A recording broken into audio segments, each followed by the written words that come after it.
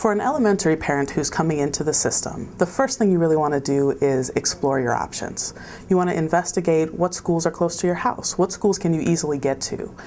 You want to understand the performance of the schools that are close to your house and that you feel comfortable with.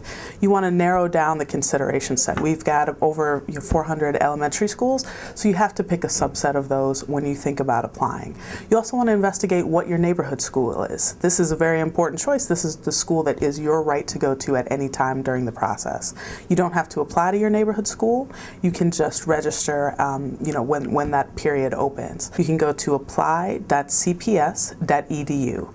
The first step is requesting a PIN or personal identification number. This first step, you fill out a small form that gives basically your name, your address, your phone number, your personal information, and within 10 days you will get a letter sent to that address at your house that gives you a personal identification number, which you can then use to log into the system to apply.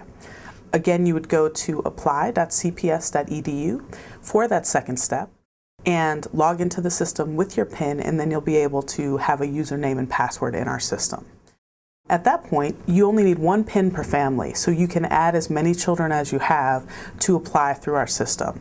So, if you have a third grader, a second grader, and an incoming kindergarten student, you just need one PIN to apply. You need a new PIN every year. So if you requested a PIN last year, you need to request a new PIN this year for this year's process. It's one PIN per family, so even if you have high school students, you have elementary school students, it doesn't matter. All you need is that one PIN. When you get into the system, you will input the children's date of birth, and that will indicate what programs are available to those children. Once you enter in the information for each student, when you're applying for that student, we recognize from the date of birth how old that student is. We then provide the opportunities that are available for that student based on their date of birth. So, for instance, your kindergarten student is not going to see choices at the high school level. When you're applying on the standard application for elementary school, you get up to 20 choices out of the magnet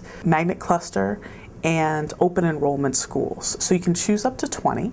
Those 20 choices can be in any order. You'll be in the lottery for each one of those choices. You're only allowed to apply to 20 choices, and please only submit one application. If you submit more than one application, we will take the first one and not take the second application.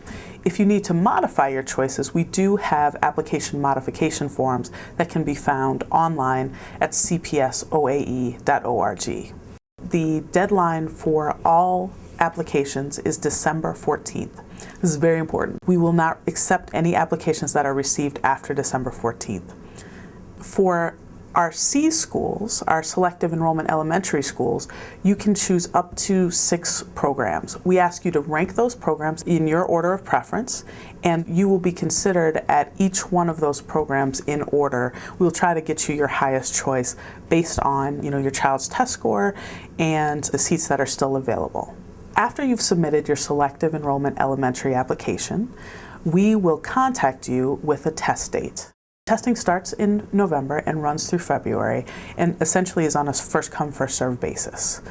We will schedule you, and you can get one reschedule, but we ask you to not try to reschedule more than that. Because there's so many students trying to take the test, we really have a limited number of spaces available and want to try to accommodate as many children as possible. Testing occurs at IIT, which is on 35th and State Street. You'll get a letter giving you all the information about exactly where you're supposed to go and when. Depending on the program that you apply to, you may have to take more than one test.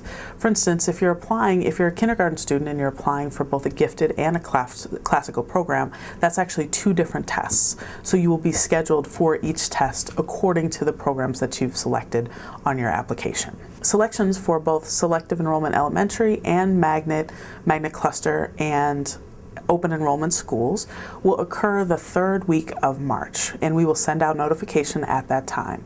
If you haven't heard from us by the 4th week in March, you can at that point contact the Office of Access and Enrollment to find out the status of your letter.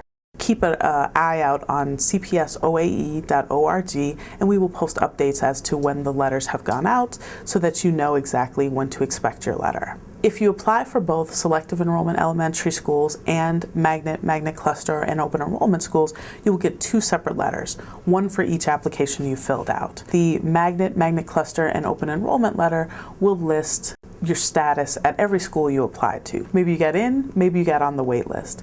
In either case, we will send you that letter and you will have all the information you need about every school you applied to. Your selective enrollment elementary letter will also let you know what school that you got into. Or if you did not get into a school, it would also give you your test information, your score information of how you did on the selective enrollment exam or exams. Our paper applications can be found online in both English and Spanish. And if you need additional assistance filling out applications, please contact our office, the Office of Access and Enrollment.